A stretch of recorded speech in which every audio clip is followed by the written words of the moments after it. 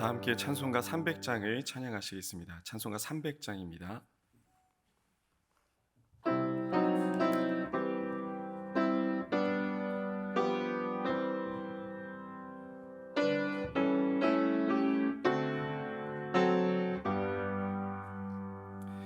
내 맘이 낙심되며 근심에 눌릴 때 주께서 내게 오사 위로해 주시네. 가는 길 캄캄하고 괴로움 많으나 주께서 함께하며 내 짐을 지시네. 그 은혜가 내게 족하네. 그 은혜가 족하네. 이 괴로운 세상 지날 때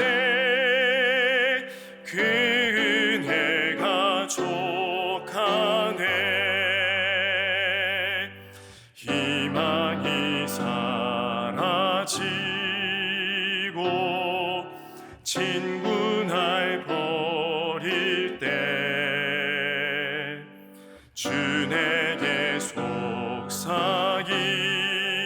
속삭이며 새 희망 주시네. 싸움이 맹렬하여 두려워 떨 때에 승리의 왕이 되신 주 음성 들리네. 그 은혜가 내게 그 은혜가 족하네.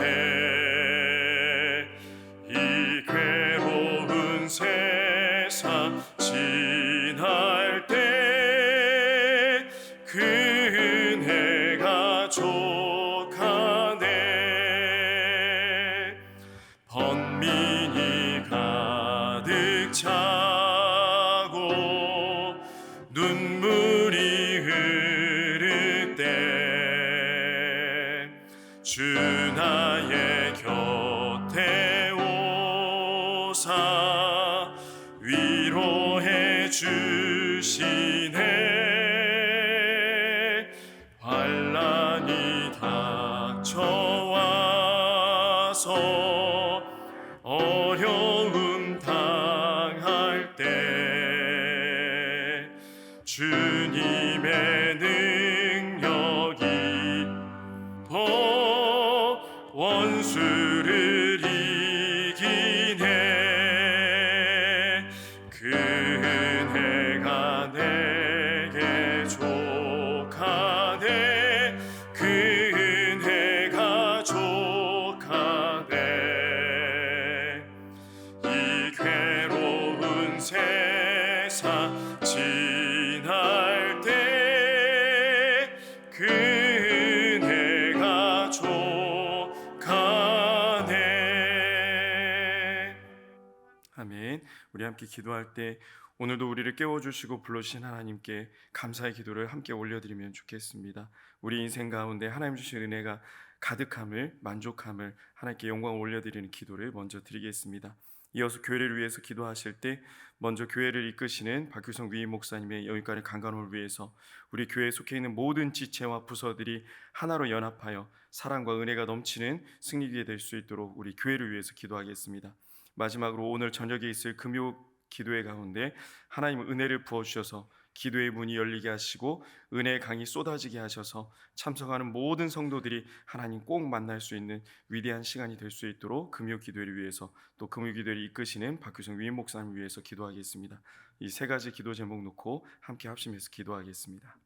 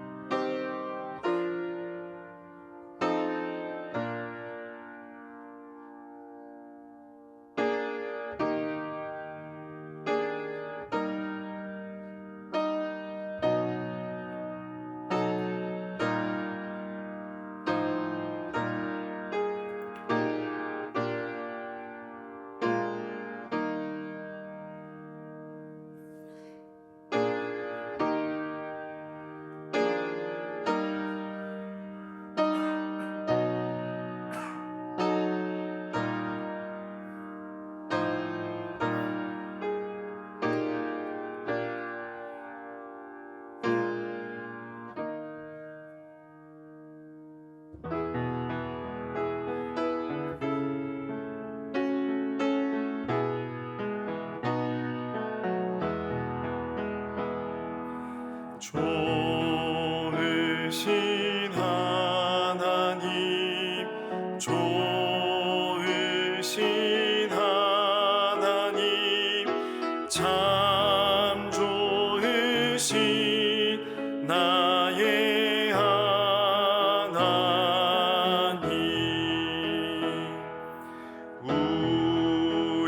우리의 기도를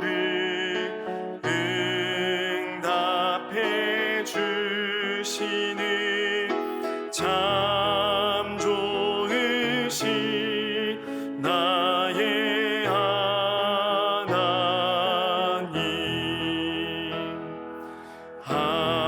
한없는 은혜를 우리에게 주시는 참 좋으신 우리 하나님.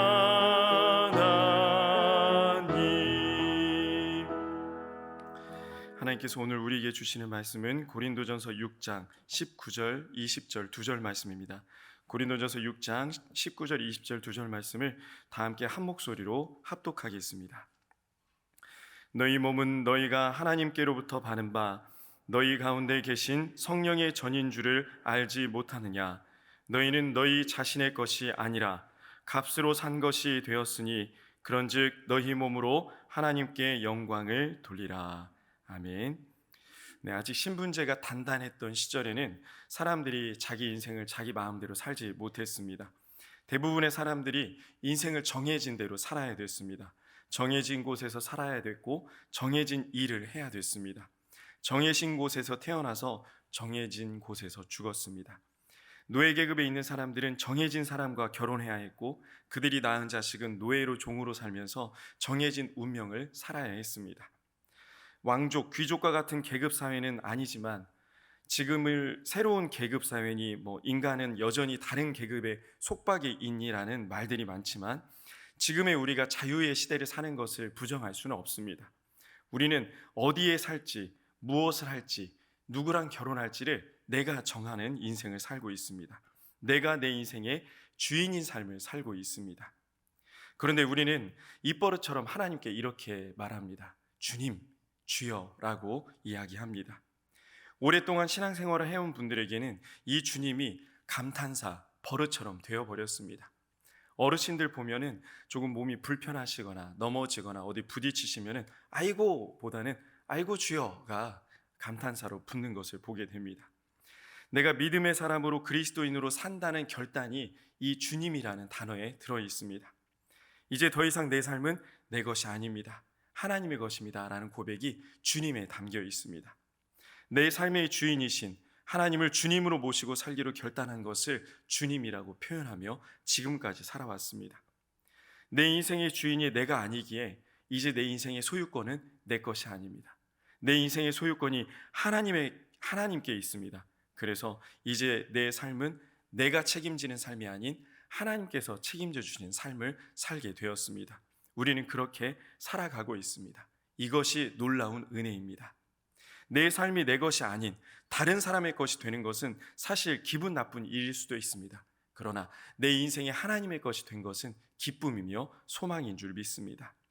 그런데 이렇게 하나님께 주님이라고 부르며 살아가는 우리를 세상이 그냥 내버려 두질 않습니다. 내가 먹고 싶은 걸 내가 정하고 내가 가고 싶은 걸 내가 정하고 내가 하고 싶은 것을 내가 정하는 것을 아무렇지도 않게 생각하는 시대를 살고 있습니다. 당연한 것 같은데 문제가 있습니다. 이렇게 내가 내 마음대로 서슴없이 결정하는 것을 매력적이고 진취적이며 멋져 보이는 삶이 지금의 삶입니다. 내 것이니까, 내 소유니까, 내 몸이니까 다 내 마음입니다. 결혼 전에 동거를 하든 남녀가 단둘이 며칠 동안 여행을 가든 다 내 마음입니다. 구시대적인 발상인가요? 지금이 어떤 시대인데 그럴 수도 있다라고 왜 정죄하냐고 따지는 친구들도 있습니다. 이러면 교회를 누가 다닙니까? 교회 문턱을 왜 이렇게 높여서 요즘 청년들이 교회에 들어오지 못하게 만듭니까? 아닙니다. 우리 마음대로 하는 것은 반드시 죄로 이어지게 되어 있습니다. 죄로 갈 수밖에 없습니다. 우리의 죄성이 우리 마음대로 했을 때 우리를 죄로 이끕니다. 사도 바울은 고린도 교인들에게 하나님께서 너희에게 허락하신 자유를 방종으로 사용하지 말라라고 이렇게 경고하고 있습니다. 고린도전서 6장 12절과 13절 말씀을 함께 읽겠습니다. 모든 것이 내게 가하나 다 유익한 것이 아니요 모든 것이 내게 가하나 내가 무엇에든지 얽매이지 아니하리라. 음식은 배를 위하여 있고 배는 음식을 위하여 있으나 하나님은 이것저것을 다 패하시리라. 몸은 음란을 위하여 있지 않고 오직 주를 위하여 있으며 주는 몸을 위하여 계시느니라. 초대교회에서 할례 문제로 경론이 벌어졌습니다. 그래서 어떤 결론이 내려졌냐면요, 아디아포라라는 결론이 내려졌습니다. 아디아포라가 어떤 의미가 있냐면요, 죄악이 아닌 경우, 죄와 연결되지 않는 경우에는 절대적인 기준을 내릴 수 없다라는 원리입니다. 그러니 하나님 안에서 할례의 율법에 매이지 말고 주신 자유함을 누리라라는 원리가 아디아포라입니다. 그런데 고린도 교인들이 또 헬라 지역에 있던 수많은 초대교회 성도들이 이 아디아포라를 구실 삼아서 마음대로 살기 시작했습니다. 특별히 성적 방종에 빠지거나 도덕적 의무를 소홀히 여기는 자들이 너무 많았습니다. 바울은 이들에게 몸이 음란을 위해서 있지 않다 콕 집어 지적하고 있습니다. 우리 13절 하반절 말씀을 다시 한번 읽겠습니다. 몸은 음란을 위하여 있지 않고 오직 주를 위하여 있으며 주는 몸을 위하여 계시느니라. 이때 몸으로 번역된 헬라어가 소마라는 단어인데요, 단순히 우리의 육체를 의미하지 않습니다. 우리의 육체를 의미하는 헬라어는 사르크스라는 단어입니다. 물질적인 기관으로 이루어진 몸이라는 의미가 사르크스라는 단어입니다. 죄를 지을 가능성이 가득한 연약한 육체를 뜻하는 단어입니다. 그런데 바울은 이 사르크스를 쓰지 않고 소마라는 단어를 썼습니다. 소마는 몸뿐 아니라 내 인생 전체를 뜻하는 단어입니다. 전인격적인 몸, 내 삶 전체를 의미하는 단어가 소마입니다. 하나님 주신 자유를 방종과 방탕으로 헛되이 쓰고 있던, 특히 성적으로 타락해 있던 고린도 교인들에게 경고의 말씀을 전하고 있는 겁니다. 우리 주님께서, 예수님께서 우리의 전인격적인 몸, 우리 삶의 전체를 위해서 몸을 던지셨다, 죽으셨다. 복음의 핵심을 다시 한번 고린도 교인들에게 전하고 있는 것입니다. 이어지는 14절에서 하나님께서 예수님을 다시 살리신 것처럼 우리 또한 다시 살리실 것이라고 말씀하시는데, 이는 마지막 날에 우리에게도 부활이 있으니, 반드시 이 부활이 있으니 우리의 몸을 음란과 방탕으로 함부로 사용하지 말라고 경고하고 있습니다. 15절에서 17절까지에서는 바울이 이 교훈을 창녀라는 극단적인 단어까지 사용하면서 강력하게 말씀을 전하고 있습니다. 고린도전서 6장 15절에서 17절 말씀도 함께 읽겠습니다. 너희 몸이 그리스도의 지체인 줄을 알지 못하느냐? 내가 그리스도의 지체를 가지고 창녀의 지체를 만들겠느냐? 결코 그럴 수 없느니라. 창녀와 합하는 자는 그와 한 몸인 줄을 알지 못하느냐? 일러스되 둘이 한 육체가 된다 하셨나니 주와 합하는 자는 한 영이니라. 아멘.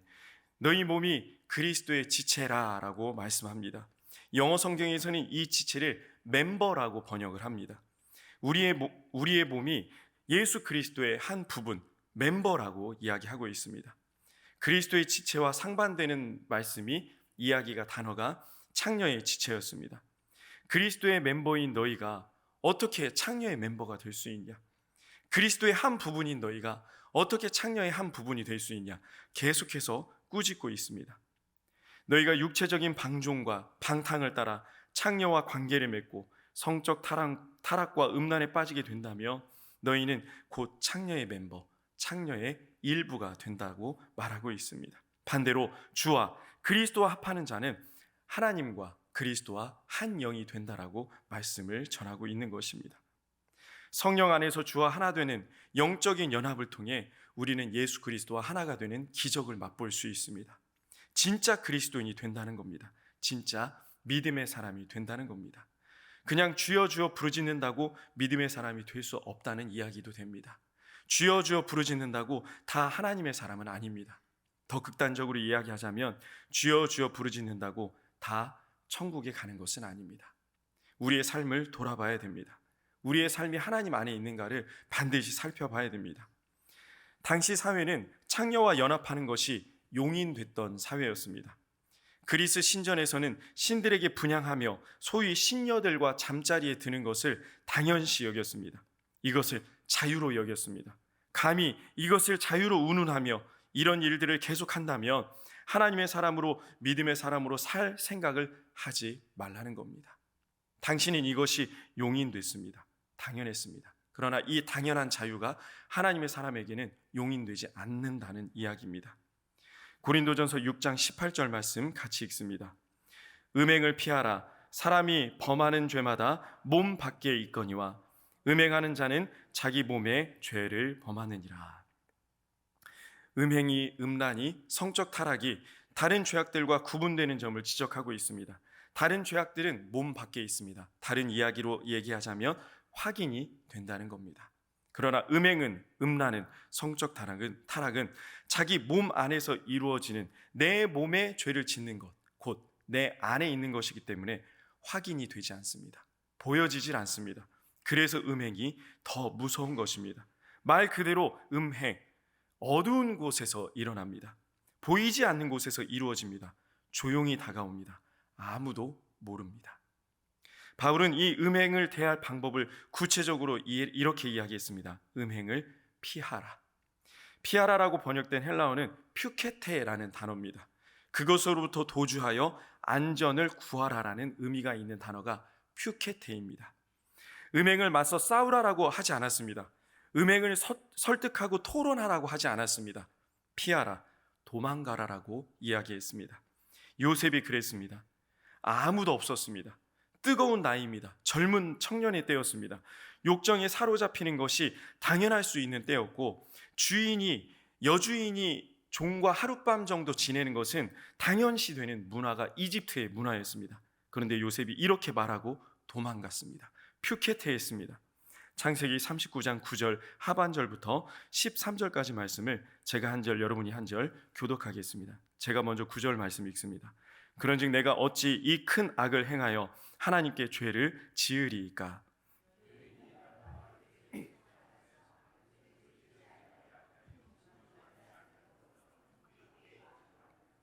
그러할 때에 요셉이 그의 일을 하러 그 집에 들어갔더니 그 집 사람들은 하나도 거기 없었더라.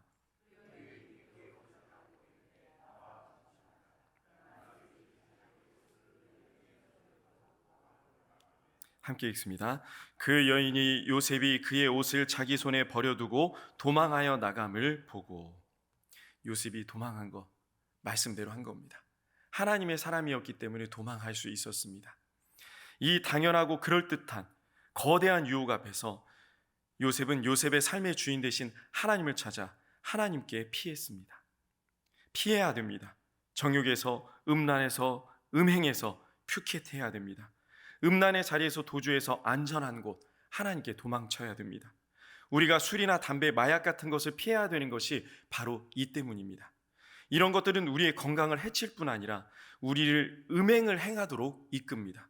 우리의 판단력과 절제력을 무너지게 만듭니다. 내 삶의 주인 되신 하나님을 바라보지 못하게 합니다. 세상을 바라보게 만듭니다. 우리의 몸은 우리의 것이 아닙니다. 그 누구의 것도 아닙니다. 하나님의 것입니다. 내 삶도 내 자식도 하나님께 드릴 때 진짜 평안이, 기쁨이, 소망이 우리 가운데 임할 줄 믿습니다. 우리 본문 말씀 고린도전서 6장 19절 20절 말씀 함께 읽습니다. 너희 몸은 너희가 하나님께로부터 받은 바 너희 가운데 계신 성령의 전인 줄을 알지 못하느냐? 너희는 너희 자신의 것이 아니라 값으로 산 것이 되었으니 그런즉 너희 몸으로 하나님께 영광을 돌리라. 우리 몸은 우리의 것이 아닙니다. 제가 군대 가기 전에 일반 대학원까지 끝내고 27이라는 늦은 나이에 군대에 갔습니다. 일반 대학원에서 한국사를 전공할 때 하나님께서 은혜를 주셔서 조교가 됐고 또 전액 장학금을 받고 학교를 다니게 됐습니다. 근데 저랑 같이 근무했던 행정조교 누나가 크리스천인 것을 밝히지 말라고 저에게 조언을 해줬습니다. 이 누나는 그 피종진 목사님이라는 분이 담임하고 계셨던 서울에 있는 대형교회에서 신앙생활을 하고 있었는데요. 저랑 신앙적인 대화를 하다가 우리가 크리스천인 것이 알려지면 제약이 많다. 할 말도 못하게 되고 또 부탁을 받게 되면 부탁도 많이 들어줘야 된다. 이것저것 삶의 제약이 많으니 나도 지금까지 크리스천인 것을 숨기고 살았다. 그러니 너도 크리스천인 것을 숨기고 살아라라고 조언을 해줬습니다. 무작정 숨기고 완전히 입을 막은 것은 아니었지만 굳이 드러내고 기도하거나 성경을 들고 다니지는 않았습니다. 그러던 어느 날 빙판길을 지나가다가 미끄러져서 넘어질 뻔했습니다. 저도 모르게 아이쿠 주여라는 이야기가 나오게 됐고 같이 걸어가던 대학원생들에게 그만 크리스천인 것이 들통나고 말았습니다. 너 교회 다녀? 라고 물어봤는데 그렇게 저에게 크리스천인 것을 숨기라고 했던 행정적인 누나가 얘 교회 다녀, 얘 전도사야 라고 이야기를 하는 겁니다. 그때 전도사도 하고 있었거든요. 그 이후로 크리스천인 것이 은근히 부담이 됐습니다. 모범을 보여야 됐기 때문입니다. 하나님께 영광을 돌려야 된다는 오늘 본문 말씀이 제 마음 가운데 부담으로 자리 잡았습니다.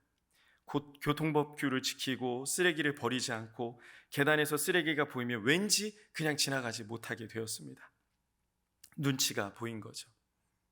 이런 일들이 부담스러워서 내 몸을 성령님께서 거하시는 하나님의 성전으로 지켜나가는 것을 포기하시겠습니까? 이런 것들이 부담스러워서 내 몸이 하나님의 성전인 것을 포기하시겠습니까? 지금은 많이 유해졌지만 조교들의 생사 여탈권 이런 것들을 교수님들이 그 당시에는 쥐고 있었습니다. 벌써 20년 전 일이니까요.